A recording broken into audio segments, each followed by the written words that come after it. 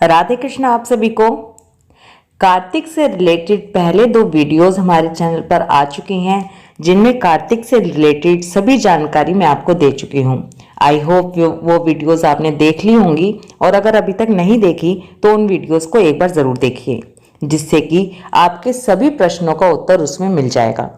अब आज की इस वीडियो में हम वो प्रश्न ले रहे हैं जो सभी ने पूछे हैं। शुरुआत कर रहे हैं शरद पूर्णिमा से। शरद पूर्णिमा का दिन 9 अक्टूबर दिन रविवार 2022 को पड़ रहा है। शरद पूर्णिमा का दिन बहुत ही उत्तम, बहुत ही शुभ माना गया है। शरद पूर्णिमा के दिन कहा जाता है कि माँ लक्ष्मी धरती पर भ्रमण करती हैं। शरद पूर्णिमा के दिन चंद्रमा अपनी 16 कलाओं से परिपूर्ण होकर दर्शन देते हैं, इसलिए चंद्रमा के दर्शन बहुत ही उत्तम बताए गए हैं। चंद्रमा की पूजा बहुत ही उत्तम बताई गई है, और सबसे विशेष बात तो ये है कि शरद पूर्णिमा के दिन ही हमारे बांके बिहारी ने रास रचाया था।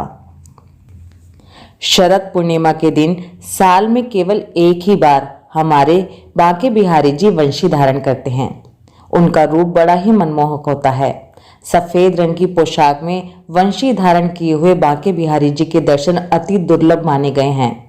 बांके बिहारी जी के मंदिर को भी सफेद रंग के फूलों और गुब्बारों से सजाया जाता है।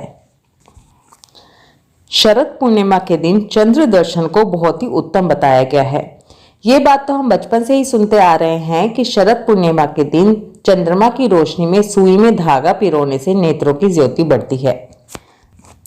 शरद पूर्णिमा के दिन चंद्रमा को एकटक देखना चाहिए। कम से कम 15 मिनट चंद्रमा को एकटक देखने से हमारे भाग्य में वृद्धि होती है। यह आपके ऊपर डिपेंड करता है, आप खड़े होकर, बैठकर या फिर जमीन पर लेटकर भी चंद्रमा को एकटक देख सकते हैं। अब मैं प्रश्न लेना शुरू करती हूँ। सबसे पहला प्रश्न हमारे पास आया है कि शरद पूर्णिमा में चंद्रमा की रोशनी में खीर रखी जाती है, उसके बारे में कुछ बताइए। इसी से जुड़ा एक प्रश्न ये भी है कि चंद्रमा की रोशनी में जो खीर रखी जाती है वो चिवड़े या पोहे की बनती है, जो कि घर में बच्चे खाना पसंद नहीं करते, तो इसके लिए क्या करें। देखिए, अब मैं दोनों ही प्रश्नों का उत्तर दे रही हूँ। धार्मिक शास्त्रों में शरद पूर्णिमा के दिन चंद्रमा की रोशनी में खीर रखकर खाने को अमृत के समान बताया गया है। मान्यता के अनुसार दूध, चावल या पोहा, मिश्री, चांदी और चंद्रमा की रोशनी, इन 5 चीजों से मिली हुई जो खीर होती है वो अमृत के समान होती है।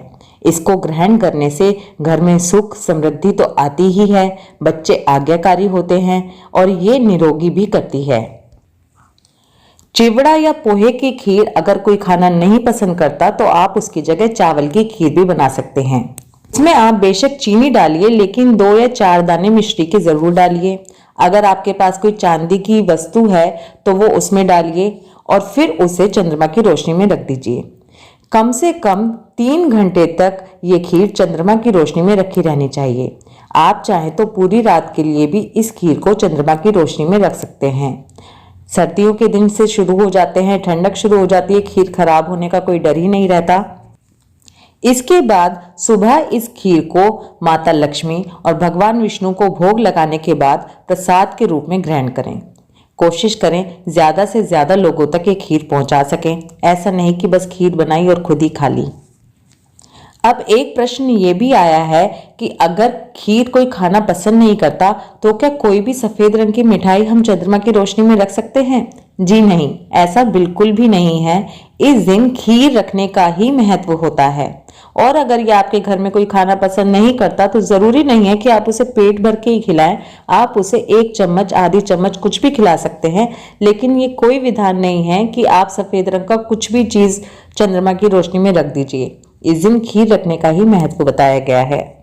आई होप शरद पूर्णिमा से रिलेटेड सभी क्वेश्चंस क्लियर हो गए होंगे। शरद पूर्णिमा के दिन माता लक्ष्मी की पूजा भी जरूर करें। इसके बाद दूसरा प्रश्न आया है कि द्विदलन दालें कौन कौन सी होती हैं, कैसे पता करें। देखिए, द्विदलन दालों में खास तौर से उड़द, मूंग, मसूर, चना, मटर, राई आदि चीजें आती हैं। हम दालों में भेद नहीं कर सकते, बहुत मुश्किल हो जाता है, इसलिए मैं पर्सनली यही सलाह देती हूँ कि आप कार्तिक के 1 महीने के लिए दालें ही खाना छोड़ दें। कार्तिक के महीने में बहुत सी चीजों का त्याग करना बताया गया है, लेकिन जैसे कि कलयुग है, हम लोग गृहस्थी में है, हर चीज का त्याग कर पाना पॉसिबल नहीं होता। इसलिए जो खास दालें हैं उनके नाम मैंने आपको बताए हैं। इसी के साथ बैंगन को खाना भी बिल्कुल मना किया गया है। इसी के साथ एक प्रश्न ये भी आता है कि जब हम अन्नकूट की सब्जी बनाते हैं तो वो तो बैंगन के बिना नहीं बनती, तो हम अन्नकूट की सब्जी खा सकते हैं। अन्नकूट की सब्जी भगवान का प्रसाद होता है, उसमें बैंगन डलता है, इसलिए उसका दोष खत्म हो जाता है। इसके बाद एक प्रश्न आया है कि मैं 2 साल से लास्ट के 5 दिन कार्तिक नहा रही हूँ और मुझे 5 दिन भी नहाने में थोड़ी मुश्किल होती है, तो क्या ये जरूरी है कि मैं हर साल नहाऊं? मैं 2 साल नहा चुकी हूँ, तो क्या अब की बार ना करूं तो कोई दिक्कत है? देखिए, दिक्कत तो किसी भी चीज में नहीं है, दिक्कत किसी चीज में नहीं होती, लेकिन जैसे कि कलयुग है, हमारा शरीर किस तरह के लिए हमें अलाउ करता है ये हम ही जानते हैं। मैं तो आसानी से कह सकती हूँ कि 5 दिन नहाना कोई इतनी मुश्किल बात नहीं है। अगर आप ठंडे पानी से नहीं नहा सकते तो आप गर्म पानी से नहा लीजिए, लेकिन 5 दिन तो नहाइए कम से कम। लेकिन अगर आपके लिए वो भी बहुत मुश्किल हो रहा है तो आप कार्तिक स्नान ना करके कार्तिक के और जो नियम है उनका पालन कर सकती हैं। कार्तिक महात्म्य सुन सकती हैं, कहानी सुन सकती हैं, दीपदान कर सकती हैं। कोशिश कीजिए कि एक दिन गंगा स्नान कराइए। यहाँ पर मैं एक बात और बताना चाहूँगी कि जो लोग कार्तिक में डेली गंगा स्नान नहीं कर सकते हैं और केवल पूरे महीने में 3 दिन के लिए या फिर 1 दिन के लिए गंगा जी जाकर स्नान कर सकते हैं, वो लोग कोशिश करें कि दिवाली के बाद वाले दिनों में गंगा स्नान के लिए जाएं। अगला प्रश्न आया है कि बच्चे कार्तिक मास में क्या क्या कर सकते हैं जिसमें कम टाइम लगे। बच्चे कार्तिक मास का महात्म्य सुन सकते हैं, कहानियां सुन सकते हैं। बच्चों के लिए तो सबसे अच्छा नियम है, हर बच्चे को और हम लोगों को याद ही होगा, हमने बचपन से ही गणेश जी की एक कहानी सुनी है जिसमें गणेश भगवान ने अपने माता पिता की प्रदक्षिणा की थी, यानी कि परिक्रमा की थी, और उनका पूरा पृथ्वी का भ्रमण हो गया था, क्योंकि उन्होंने कहा था कि माता पिता ही सर्वोपरि होते हैं। इसलिए बच्चों के लिए तो सबसे अच्छे नियम यही है कि वो सुबह उठकर अपने बड़ों को प्रणाम करें, उनके चरण स्पर्श करें, उनका कहना माने। बच्चे तिलक धारण करने का नियम ले सकते हैं, भगवान को तुलसी पत्र अर्पित करने का नियम ले सकते हैं, चरणामृत पीने का नियम ले सकते हैं। एक प्रश्न आया है कि मैं हर रोज मंदिर जाती हूँ, शिव परिवार पर, राधा कृष्ण पर और माता रानी पर डेली दीपक जलाती हूँ, तो अब कार्तिक मास में क्या मुझे विष्णु भगवान और लक्ष्मी माता पर अलग से दीपक जलाना चाहिए? आप अलग अलग दीपक जला सकती हैं तो ये और भी अच्छी बात है। कार्तिक मास में विशेष रूप से श्री हरि नारायण और भगवान शिव पर डेली दीपदान करना बहुत ही आवश्यक बताया गया है। दीपदान का नियम या कार्तिक मास से जुड़े जो भी नियम है वो हम 9 अक्टूबर यानी कि शरद पूर्णिमा के दिन से ही शुरू कर देंगे।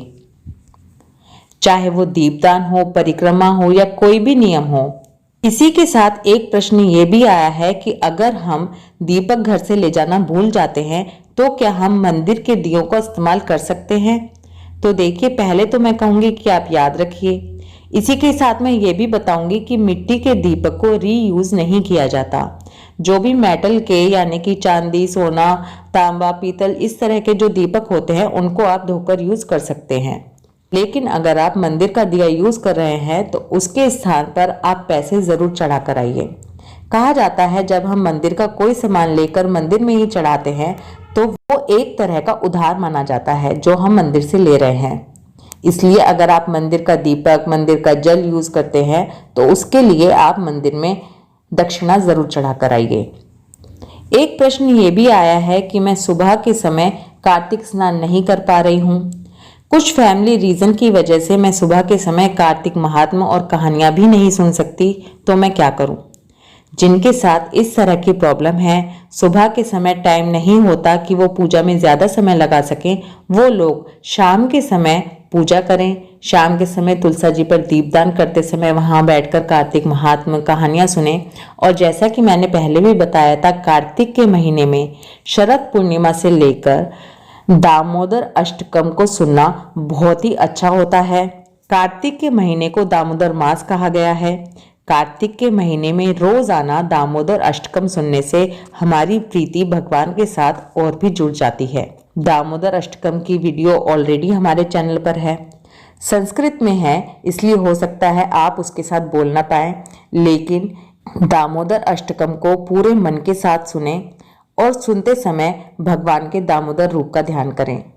ये मेरा पर्सनल एक्सपीरियंस है कि दामोदर अष्टकम का कार्तिक के महीने में नित्य पाठ करने से या फिर सुनने से हमारी प्रीति भगवान की तरफ और भी जुड़ जाती है। मैंने आज की इस वीडियो में सभी प्रश्नों का उत्तर दे दिया है। आई होप आप लोगों का सभी कंफ्यूजन क्लियर हो गया होगा। इसी के साथ मैं आपको ये भी बताना चाहती हूँ कि शास्त्रों में कार्तिक मास को विशेष महत्व दिया गया है।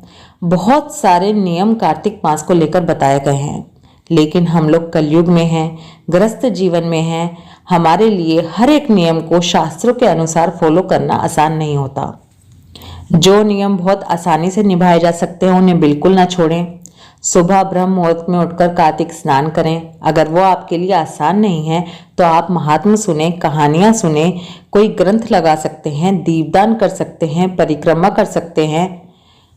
और सबसे आसान नियम तो ये है कि कार्तिक के महीने में किसी की चुगली ना करें, झूठ ना बोलें, गुस्सा ना करें, जितना हो सके शांत रहें। कार्तिक मास बहुत ही पावन महीना है, इसे व्यर्थ बिल्कुल भी ना जाने दें। नॉन वेज, लहसुन, प्याज आदि का त्याग जरूर कर दें। शरद पूर्णिमा के दिन से सुबह 4:30 बजे ही चैनल पर कार्तिक मास का महात्मा और कहानियां अपलोड होनी शुरू हो जाएंगी। महात्मा जरूर सुनिए और दूसरों के साथ भी वीडियोस शेयर करते रहिए। कार्तिक मास से रिलेटेड जो भी इम्पोर्टेंट वीडियोस होंगी वो समय समय पर आपको मिलती रहेंगी, इसलिए चैनल के साथ बने रहिए। आई होप ये वीडियो आपको पसंद आएगी। वीडियो अच्छी लगे तो वीडियो को लाइक कर दीजिए। अगर आपने अभी तक चैनल को सब्सक्राइब नहीं किया है तो चैनल को सब्सक्राइब करके बेल आइकन पर क्लिक कीजिए। ये जानकारी ज़्यादा से ज़्यादा लोगों तक पहुंचे, इसलिए वीडियो को जितना हो सके उतना शेयर कीजिए। राधे कृष्णा।